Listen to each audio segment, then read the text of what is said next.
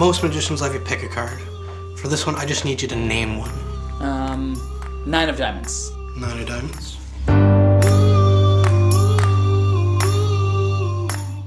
Now, most spectators, they can remember a card from the face. I need you to remember it from the back. Okay. Here, I'll make it a little easier for you. I'll make it stand out. Of course, now it's a lot easier for me to find the card.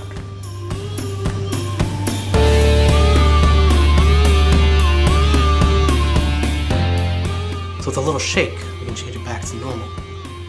Of course, now if I find it, well, it's not that impressive. We know where it is, so let's just give it a little shake.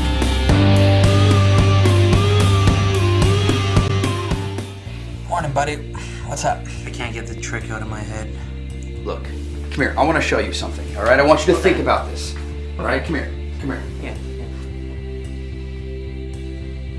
I can't explain it. It's just mind-blowing. Well, I can't help you if you don't tell me anything about it. Here. See this? Yeah? You get me this, and I'll teach you whatever you want. So you want that? I want your hands. This is how we play the game.